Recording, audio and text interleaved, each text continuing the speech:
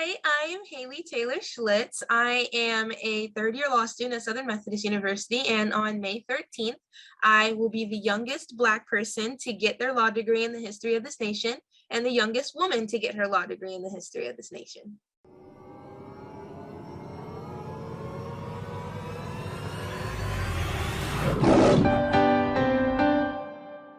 Hey, it's Kellen, and today on Diversified Game, I have a very accomplished young woman, and she's just getting started. She's just getting, warmed up.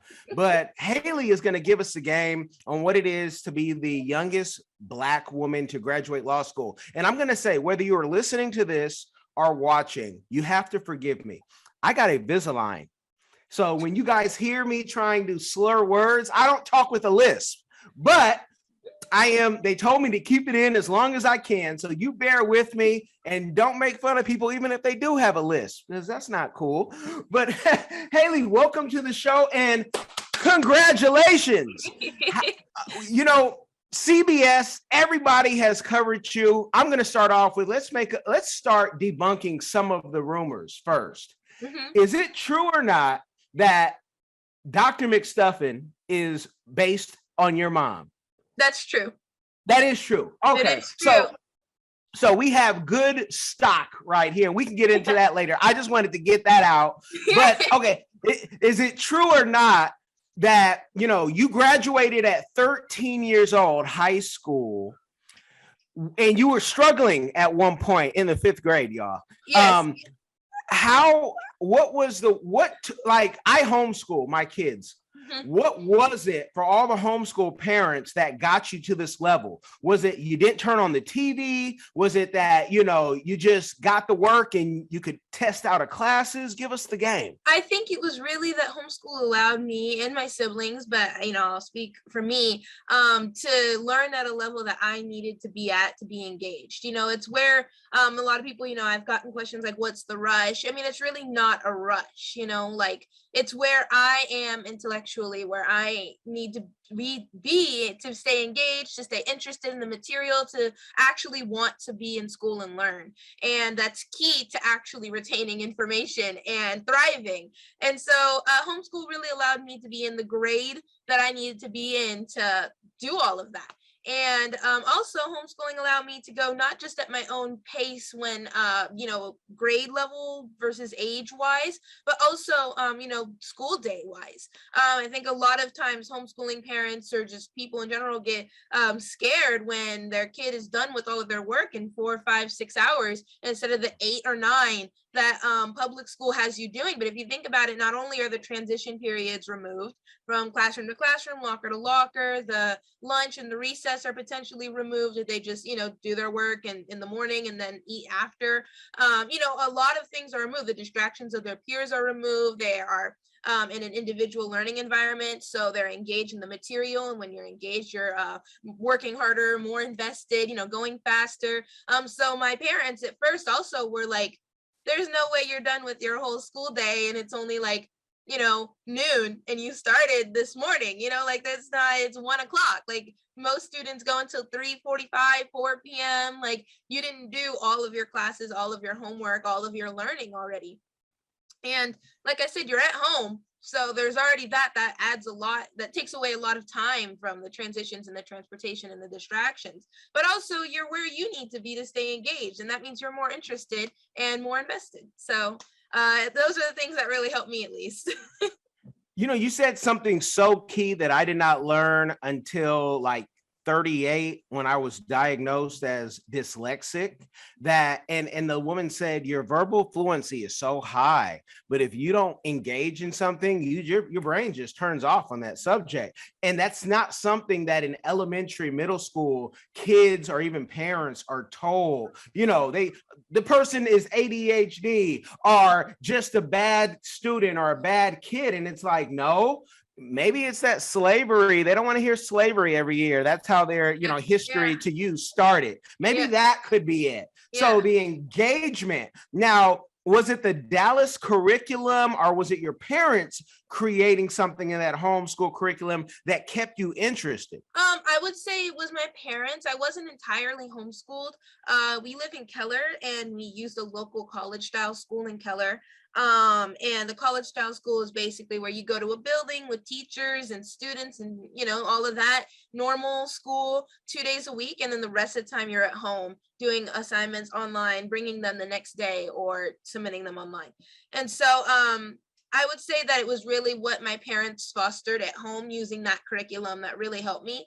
Like I said, it really allowed me to be me and learn where I needed to be engaged because, you know, as I use an analogy, you can imagine it's like a movie you've already seen 8, 9, 10 times, not even like you particularly like the movie and you can't skip it. So you're just sitting there listening to it and very bored. So at some point you're going to get distracted and you're going to start to look around. You're going to start to pay attention to things that aren't the plot anymore, like looking at background people or let your mind wander. And then when somebody's like, you know, hey, are you paying attention? What just happened in the last scene? You're going to be like, I don't know and I don't care. Like, seen this movie so many times. I am bored of hearing the same thing over and over again, especially if after the first time you understood it and you got it. And it's not even like it's your all-time favorite movie. So just sitting there, just painfully watching this movie you already get. So I would say it was the homeschooling environment that my parents fostered that allowed me to move on to the next movie and watch something different, learn something different where I needed to be. And of course, it's personalized, and that's the beauty of it. And so, you know, the $10 million question is, where can we get that curriculum? Is it on sale on Amazon? Where can we get it? Because, you know, my child, my youngest, she skipped 2 grades once she got to homeschool. Yeah. You know, it was like, I'm on to something else. I'm trying to catch my sister. Yep. So where can we get that curriculum? Exactly. So all the curriculums that I use, and of course it depends on your student and just where you are in school, where you are in the country. But all the curriculums that I used are in a book that my mom and I wrote called The Homeschool Alternative. And the homeschool alternative is kind of like, I like to describe it as split into 2 parts. It's not like officially like that, but the first part is about how public school really wasn't made for students of color, and like they wasn't made with students of color in mind. And students of color really can't excel in a school system that hasn't changed since before segregation, since before all this discrimination, racism. Not that that's over, but it's been the same for hundreds of years. And it's really hard to thrive. Not that you can't, I guess, but it's really hard to thrive in that environment. Whereas in homeschooling or another schooling environment, it's much easier to thrive because it's more tailored and like aimed at you. Not only you as an individual, but students who look like you, so that you and all students who look like you can thrive and are, catered to. And so, so that's what the first part of the book kind of discusses, alternatives to the public school system, since it's not really like the best. If it's not doing well for you, if it is, then, you know, you're you, so keep working at it. But if it's not doing great for you, it talks about other options like the homeschool alternative. And so there's kind of statistics and then other options. And in the second half of the book talks about exactly what we did. So my whole story, my whole journey, parts where I tripped and fell, parts where I thrived and excelled, and different, at the very end of the book, there's literally just an itinerary of like bullet pointed lists by subject and grade of the things that we recommend, or the things that at least we use that we really liked. And it's all there in the homeschool alternative. It's at Barnes and Noble, it's at Amazon, so you can find it on my website too. So plenty of places to find it. And I had to let you talk about the book, and you did such a great job. You are definitely, you might have studied media training. So I don't know if you've been media trained or you studied it on your own and excelled, definitely. So, you know, people will get the book, they'll read it, they hear about you, and then they're going to try to compare their kids to you and your brother and your siblings. Like, hey, why can't you do that? At 17, she was elected a delegate, right? Look at what her brother did. Like that pressure at a young age, because, you know, today in America, it might have always been people, it's like they build you up to want to try to break you down later. How do you deal with that pressure, or do you don't even feel it because you're like, I'm not living for y'all? Yeah. No, that's a really great way to put it. I'm not really like I obviously have like pressure. I think that pressure in a sense can be a really good thing. Kind of like pressure meaning goal setting and wanting to achieve those goals. Of course, you always strive to be your best self, and it sucks when you trip and fall. It sucks when you get a bad grade or something, but I always take those things as a learning opportunity instead of like negative pressure. Like you said, I'm not really like living for other people, so I don't define what I think success is by their standards. So I've never been super fond of like the ABC letter system, for example. I feel like it doesn't account for where students started, how much progress they made, who they are, their learning abilities, just, you know, how quickly they pick things up against other students. If a student started knowing 90% of this material at the beginning of the semester and now knows 98% of the material, they're seen as a better student than somebody who started at 10% of the material and now knows 60% of the material. Even though that student has massive accomplishments, that's not even recognized. They still have a D. You know, you have a 60, you have a D, you didn't pass, you got to retake it, you're stupid. Whereas this student who went from a 90 to a 98 or whatever, that's great. You know, they know a lot of the material, they still made a lot of progress. That's the goal of life, is to constantly be taking steps forward, not to take anything away from them, but the other student has an accomplishment that was overlooked. So for me, I, instead of trying to like put pressure on myself or feel pressure from other people, of course it's good to have just, you know, pressure and nerves to keep yourself moving and keep goal setting. So, you know, that's good for life in general. But if you don't reach those goals or you trip and fall, I like to put it in perspective and take it all as a learning opportunity. So a bad grade, it's like, okay, what did you do for this grade? Because that didn't work. So maybe flashcards aren't your thing. Maybe, you know, like bullet points aren't your thing, and you learn from it, you know, because then it's not really that big of a fail. Because if you can learn from it and never fail a class again because you now know how you study best, then it really wasn't a loss, because now you'll get good grades or better grades going forward because you learn from this experience. And so instead of putting pressure to be perfect, just know that you will slip and fall and you will fail. And when you do, to learn from it. So that way you feel better and more confident about yourself going forward, regardless of what other people are saying. And of course, it doesn't mean ignore good advice or ignore supportive people or, you know, generations who came before us who know where the landmines are. Of course, I'm not saying ignore other people, but don't just take it as point blank period, that's the answer, you know, of course, because you know yourself too. Even if they know you really well, you know you really well. So take everything and mix it all together, I guess, is my recommendation when it comes to pressure and nerves. You know, one thing I love about your story is that you were not allowed in the gifted program. As somebody who was a terrible student till they got to college, I'm like, we didn't want to be in your program anyway. But you like, but do grades even matter when you graduate at such a young age and you keep rolling? Like, to you, were grades even, was it even, you know, did you care if you got an A or if you got a B? Like, how dedicated were you to just grades versus just completing the work? Absolutely. So like I said, I'm not super fond of the ABC letter system, but I still do strive for an A. Because other people are really fond of the ABC letter system, and I know that I am smart and intelligent and a hard worker. But it's unfortunately, I guess, easier to prove that to other people when you have a higher GPA.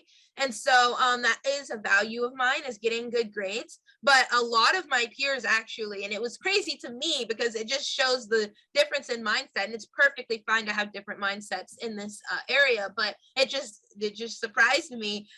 In my first semester of law school, we got our grades back, and I had gotten several B's. And I was happy about that. I was like, hey, look at that. Like, I got a B in that class and I'm happy about that. You know, like, of course it was, you know, an A is higher than a B and everybody wants an A if they can get one. But I was really happy with my grade because, like I said, I defined success for myself and that was successful for me. And other students had gotten straight A's, but they got an A minus. And they were just bawling. And I was like, I mean, and of course it's more than okay to have those different mindsets of wanting to have straight A's or fine with a variety of grades. It just surprised me though, because I would have been like ecstatic if I had had that GPA, and they were completely disappointed in themselves. And not only does it show the difference in where your values lie, how you define success, but it also shows the difference in what they were trying to do with their grades. Because in order to be valedictorian or get hired at a law firm, you need to have straight A pluses and straight A's because somebody else will have that. So if you have an A- and somebody else does not have an A-, they have a competitive advantage to get hired at law firms. Me, I wasn't trying to necessarily get hired at a law firm. Like, that's great if that opportunity presents itself, but my goal was always to get into educational policy that deals with nonprofits, elected officials, be a teacher of some sort. So my goal, or like I was goal oriented differently than they were, and both are great, they're fine, obviously, but grades have always mattered to me, just because not only does that help me prove to myself that I can do it, and that's also how I've set my goals in the past. Not that defines me. Like I said, I'm not fond of defining students like that, hence why when I got a V, I celebrated. So grades have mattered to me before, but I think that I take it in a grander scheme of things and less of letter by letter, grade by grade, I want to get an A in everything, because you're not going to get an A in everything, more than likely. And if you do, that's incredible, and you'll have a competitive advantage over students who didn't get A's and everything, at least in that area of grades. But I mean, really put into perspective, if you didn't get an A in everything, what else were you doing in life that you could put on your resume, put on your essays, and developing your network for letters of recommendation that make you competitive. So even if you got a B, if you're like a professional ice skater, it still looks great to colleges, to jobs. Like, it's okay to not be perfect in everything. So of course grades mattered to me, but I always kept it like in perspective of what else I'm doing and where I want to go with these grades. So your mother hey, Dr. Taylor, shout out to you.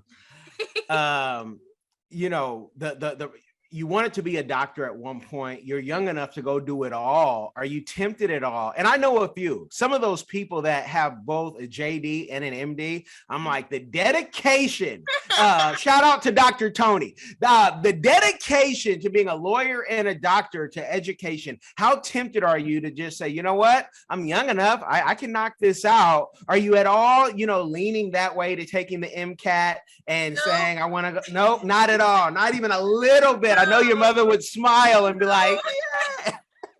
She would. Not at all. I am done with school after this. I am ready to go and get my hands dirty in the different systems I want to make a difference in.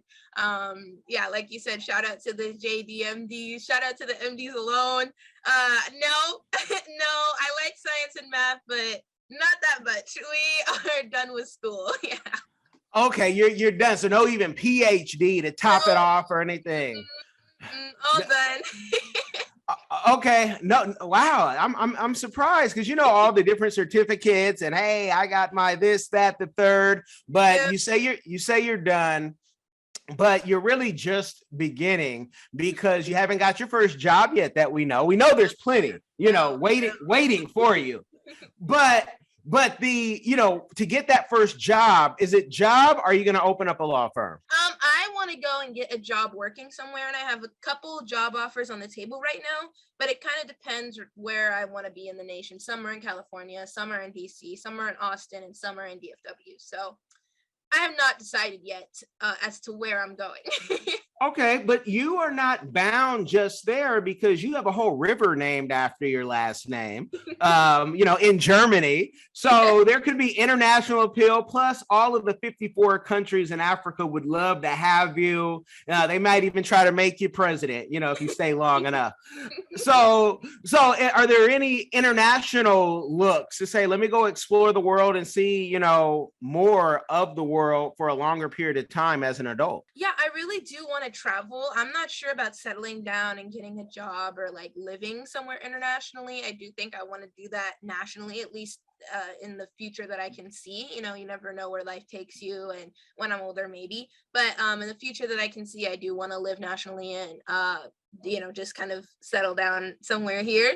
But no, I definitely want to have like a year of traveling, is what I'm calling it as of right now. I want to try to visit as many continents as I can, as many countries as I can, get exposed to as many cultures as I can, just really for the fun and education of it. Not only obviously just traveling really teach you a lot, just about yourself and wherever you're going in the traveling process. But also I think it would be really fun. I've been out of the country before. My sister's adopted from Ethiopia, so we've been over there. I've been to Europe, France, I've been to Madrid and, Paris and all of it over there. I've been to Mexico, so out of the country down there. So I've been out of the country, and I really do love to travel. So yes, to answer your question, I definitely see a year of travel in my future. I do not see living somewhere internationally. Doing work internationally would be cool, but not living somewhere internationally. Okay. And that's great to know that, I don't mind traveling there, but I want to live here, Mhm. where many of my guests, including myself, are like, we come here, we're in America to get money, and let's go be wealthy and do whatever we need to do, like the rich Africans, right, on Netflix, and really show you how to do it. Now, this, you with the German lineage, are you able to qualify to get citizenship over there? I don't know if that interests you at all. I have never looked into what qualifications you need to have dual citizenship, but now that you've said that, it has piqued my interest, and I think I just might. I think that'd be really cool. I would be interested in doing that, but again, I don't know what like qualifications you need or what the process looks like to have that dual citizenship, but I think that would be awesome. You're a Google search away, and you can find it. Yeah, you can find it, because for Black Americans, we got our Sierra Leonean citizenship about 7 months ago. And it's great to have options. The wealthy collect citizenships, and they do that because they know what's going to happen before it happens. They get the memo first. And there's a benefit, whether it's you're trying to shift some of your assets like crypto or whatever it is, and whatever it is. I don't want to say too much on here, because they're always listening. So, but let me ask you this question, and this is really for the parents and also the young people, but especially the fathers who I know they've been wanting. I can hear them asking, while you were doing all these great things, were you able to have a boyfriend? The answer is no, y'all. She wasn't. She wasn't able to have no boyfriend. That's why she's successful. But I'm gonna let you answer the question. My mom would agree with you on that. She would love that answer. No, it's not that I wasn't allowed to or not allowed to. I just didn't have one. I do now, but throughout my process of being like an undergrad and like pretty much the first 2 years of law school, I did not have a boyfriend, and that's just because it's something that I wasn't looking for. I don't think that my parents would have said like, no, they do not want any of us to be in relationships younger than like 16-ish. But after that, I still didn't have one. But I just wasn't interested in it. So it wasn't something I was looking for at this period in my life. But now I do have one, and he's great. LondonandSydney.com, 19. She got her first boyfriend. You guys y'all can wait. They approve. Now, but then the other thing is, and because I can hear one of my slick guests saying, well, if she's done all this with older people in school, her boyfriend might be 45 years old. So how do you get a boyfriend in your age range, or can you even connect with people in your age range? Yes, he's 19. He is age appropriate.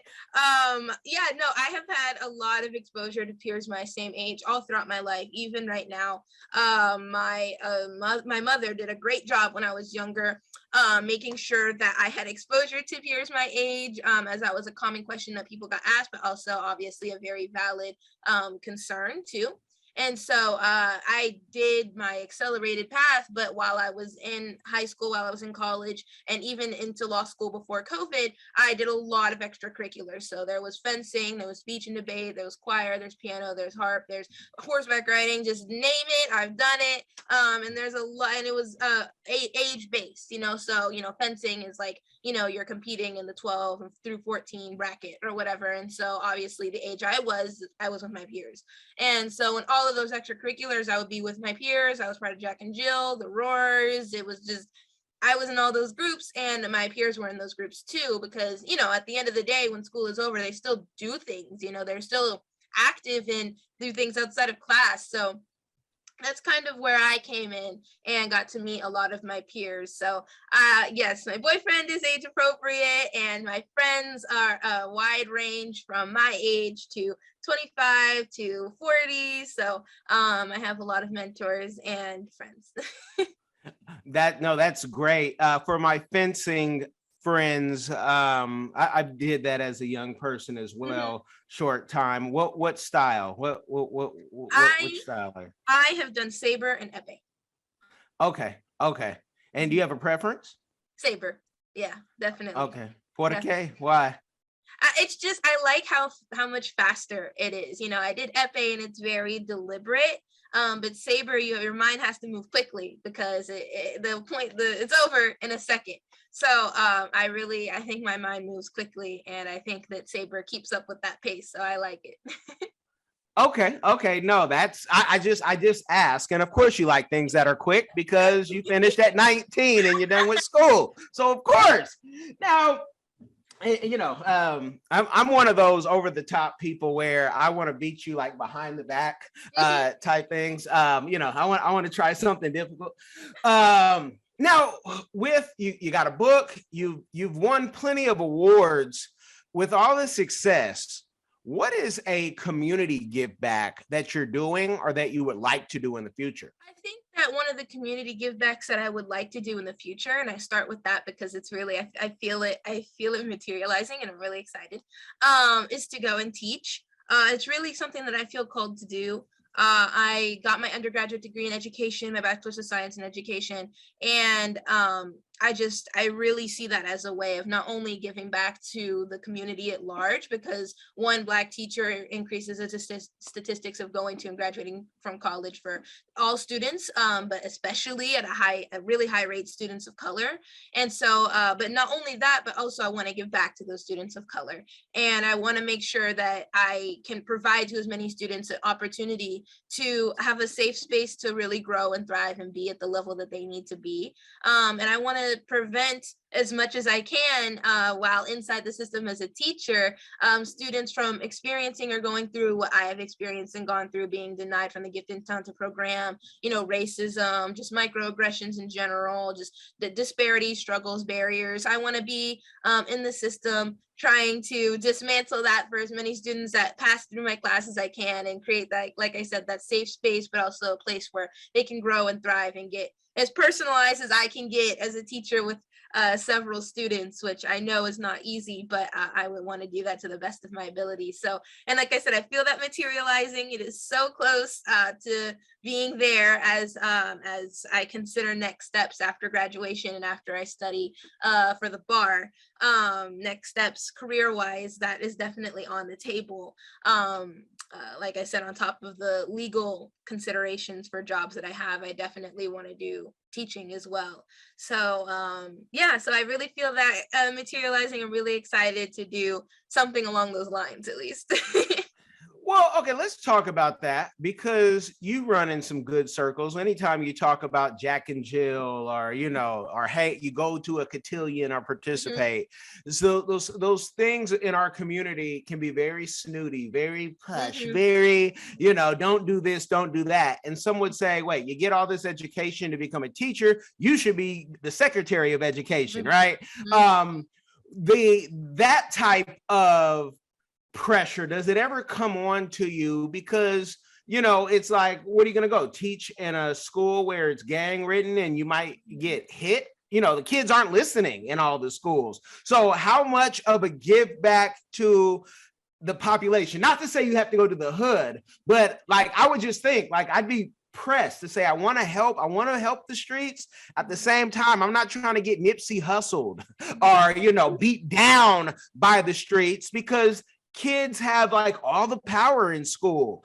Teachers, I've done that job. Their hands are tied, for so much. So like you being a teacher online or teaching at a college could make sense, but besides, everybody's going to be trying to, hey, can we go on a date? But that's going to be what you just got to deal with that, right? Your mama got to deal with that too, and you know, so it is what it is. But how do you pick? Like, I want to go to the inner city, or I want to go to the suburbs, or I want to go directly to college because I want to be able to, you know, see the roots grow, the seeds grow. Like, where are you leaning towards right now? Really am keeping my mind open when it comes to like location or like style of school. I know that I want to do something like a private school or like a charter school. I really appreciate that those classrooms are typically smaller because it really allows me to do what I want to do and being personalized with those students.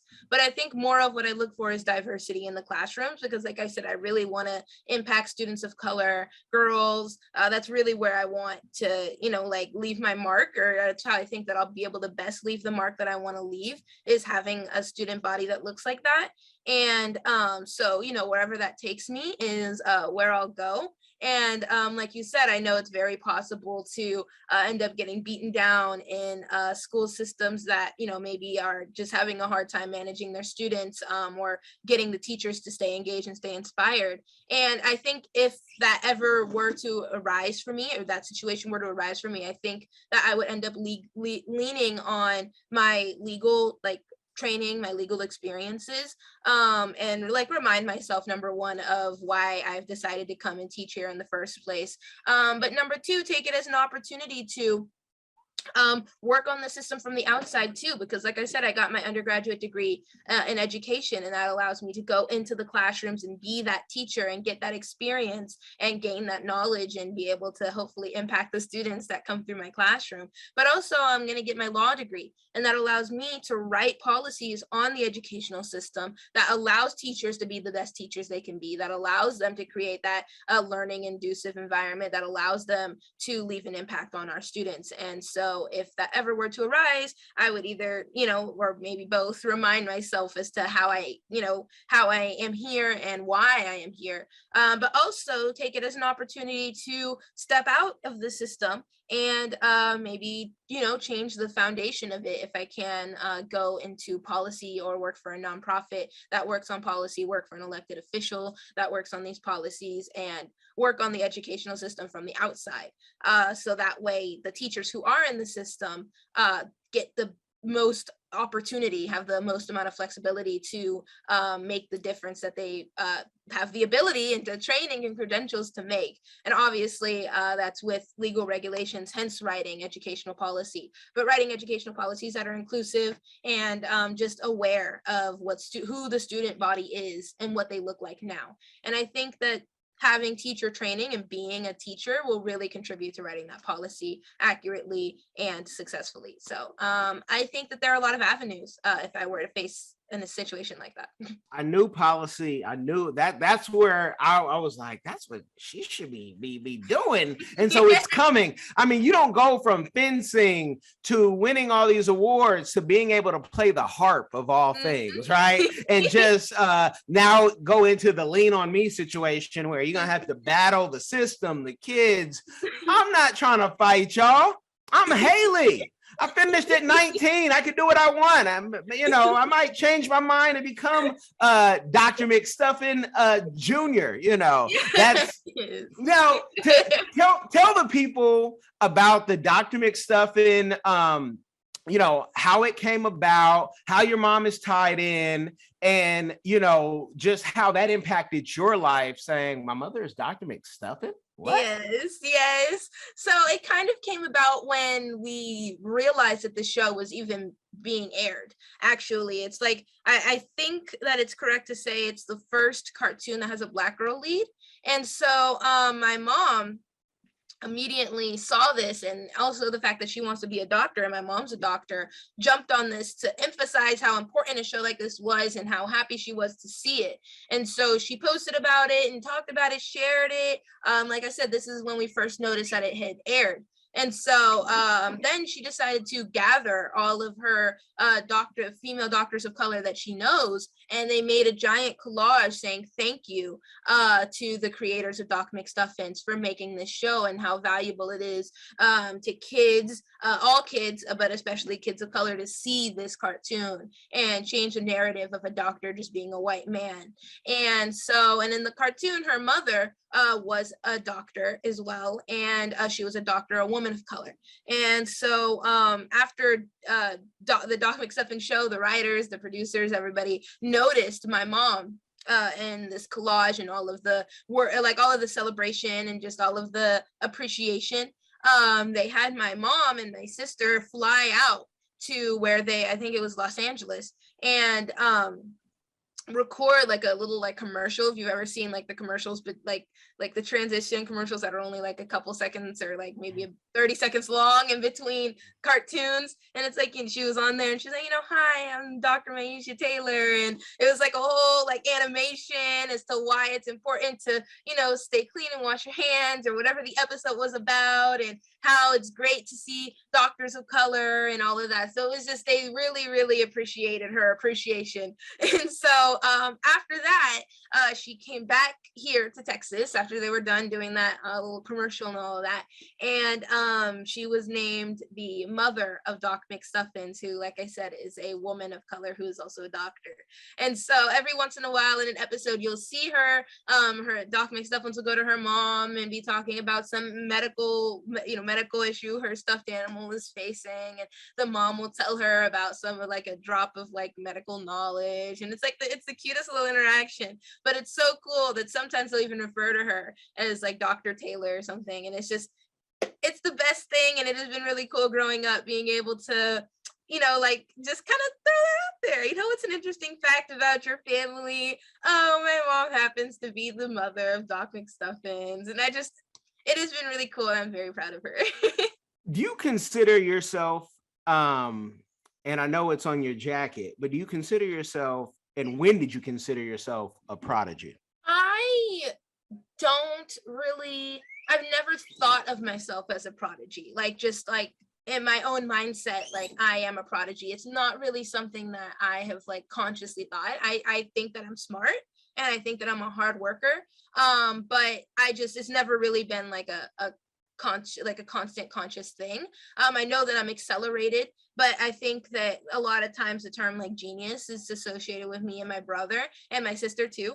And it's just my brother and I and my sister in an interview, we've talked about this before, but it's just, that word is a word that it's very flattering, and we love it, and we think that we're smart. But I think sometimes the term genius demotivates other people from realizing that they can do this too. It's not that you have to be a genius or, a prodigy necessarily to do what we've done. And I think that prodigy can be either associated with being a genius or associated with just being successful. And I think I'm successful. I think I'm really smart. But a genius is a compliment, and I wouldn't like reject it or get upset. But I think for viewers, it's important to recognize that you don't need to be like a genius, like Albert Einstein or Sheldon Cooper, to do this path. You just need to be able to have this opportunity to thrive in an environment that's for you. And your path is not going to look like mine, where you're 19 and in law school. But whatever your path looks like, it'll be extremely successful if you get the same opportunity and you work hard and take advantage of it. And so I think that's something that I like to emphasize is I like, of course, like anybody, it's a compliment to be called a genius, and I think I'm really smart. And of course, I'm not upset, or I don't I wouldn't be like, I don't think that I'm a genius, but I don't think that you have to be in order to do what we've done. And a prodigy in this term, in like the term of being successful, I do think I'm successful. But again, like I said, I don't think you need to be any particular kind of like IQ or anything like that to do this path. So I've never really consciously thought of myself as like a genius or a prodigy. It's not something that I think like I am, or something I identify as, or even like subconsciously, I guess, to not emphasize on that. But it's not something that I identify as. We were never allowed to take certain testing because if they test you and you test low, you'll be marked throughout your whole career. IQ tests, never took one. I always tell people Mensa tried to recruit me just because they heard me talk as a youngster, right? But have you ever taken one of those IQ tests? Yes, I have. Okay, and your test, and this is for the person who either, you could go off the charts on tests and they say you're so smart, you're crazy. Do you get in the middle, or are you off the charts on the thing? Where are you at? Yeah, so my brother and I were both, I don't know my sister's score, but I was there when my brother got his score, and obviously I know mine. But my brother and I were both 1 point below the maximum of what the IQ test like tested for. And so it came back and they were telling us like, you're both so smart. The test administrator even recommended that we do like early college. They were like, oh, they're so smart. And they said the same thing about my sister. I just don't know what exactly her point was, but they said the same thing about her too. Like, she's so smart. All three of them are so smart. And it was just we have taken those tests. My brother and I are in Mensa, we're in Intertel, Davidson, U Scholars, all of those groups, and we did enjoy it. Not only do they provide a lot of opportunities for that peer-to-peer socialization, and not only does it look good on resumes and all that good stuff, but my brother and I also just really enjoy being part of the groups. It's like something that we have in common and that we both really enjoy doing. So yes, to answer your question, we have taken those tests, and it came back as really smart. But just to emphasize what I was saying earlier, it's not like, you can do all of this too without having like a 1 point below IQ. This is not like a genetics thing. Like I said, my sister's adopted from Ethiopia. She's doing this exact, like, she's where my brother and I were when we were 14, when we were her age. It's really the environment that you're in, the opportunities that you can take advantage of, just your hard work, your taking advantage, your self-accountability, time management, all of that is really what is key to being successful in your own way. Obviously, you won't be my brother or my sister or whoever, you'll be yourself, but thriving is the point. And so yes, to answer your question, we did take those tests and scored pretty high, and we're in those groups, and it's really fun to be part of them. Okay, so you guys, I want you to check those out. I asked, did she see herself as a prodigy? Because the Sigma Gamma Rho folks put it on her jacket, and that lets you also know you come off very, very nice, posh. But if you are a Sigma, she has another side to her. You don't want to see it, So I just throw that out there. That's why I think you're a genius, because I've known people to flunk out while they're pledging. And I know all the old school people are saying, oh, but everybody's paper now. Not everybody. So you don't know what people had to do. So stop that, because you got yours in the 70s and your time is finished. But I mean, talk about pledging and keeping your grades up and still finishing, college with your first degree at 16. Like, how did you do that? Someone needs to hear that. Yeah. So I pledged actually while I was in law school, right before COVID hit. So the second semester, my first year of law school in February is when I crossed. And it was a really, really great experience. My mom's a Sigma Gamma Rho, so I'm legacy. And it's been not only like very, very connecting for us to have these experiences, to have this in common, to be able to do these activities together. But I also love being a Sigma Gamma Rho. I align with everything that they align with. They were founded by educators, Black women. It's just, obviously, if you look into the history of Sigma Gamma Rho and how it was founded and where and why and by who, it definitely aligns and resonates with me in every single aspect, and I absolutely love it. I love being active. I love the community service that they do, the different programs that they have. I really enjoy the friends that I've made who are sorors of mine. So I've loved the whole experience. Pledging was so fun. Being able to cross was so fun. I have pictures of me finally being able to wear the colors and the poodles and the numbers and do the signs. And I've been a roarer, like I said, since I was as young as can be. And there are pictures of me when I was a baby and really young wanting to wear the poodles, wanting to do the signs. And my mom would always say, like, nope, you have to be a soror. So hurry up and, join, because you have to be a soror to do that. And so since I was really young, I've been wanting to be her soror, and now I am. Like you said, my line name was Prodigy. And when it comes to the success version of Prodigy, I really identify with that. So I really, really loved that line name. And I really enjoyed the whole process, honestly. And I every opportunity I get, I'm over here like, yeah, 1922, yeah, poodles and blue and gold. So I love it. I know it's about to be Mother's Day. Happy Mother's Day to your mother and all the mothers out there, my wife, all the mothers out there. But you guys, give it up to her father, who has now 2 Sigma Gamma Rho's in the house. Oh my goodness, he's going for sainthood. That's not easy. And that that needs to be applauded too, because that is awesome. And looking at his pictures, he looks to be so happy and proud of you and your siblings, I'm sure. But you can tell when somebody just is full of joy, and that's how he looks like. He's just full of joy. Tell the people where they can connect with you, where they can try to recruit you for their school. Dr. Perry, Stephen Perry, are you listening? Hey, where they can capture you and connect. Is it LinkedIn, Instagram, your own website? I know you have links are in the description, but let the people know. Yes, I am on LinkedIn. It's just my full name, Haley Taylor Schlitz on LinkedIn. On Instagram, my tag is Haley Taylor Schlitz. On Facebook, it's Haley Taylor Schlitz. On Twitter, it's H Taylor Schlitz. So there's a switch up.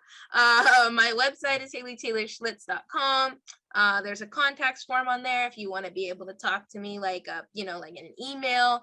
You could DM me on my social media and I'll respond. So definitely a bunch of ways to contact me. All of those contacts are on my website though. So haleytaylorschlitz.com is a great pool of information to start with. It has my bio and my experiences and pictures and all that good stuff, but also my contact information, and my book is on there. So everything is there. So I would recommend starting at my website.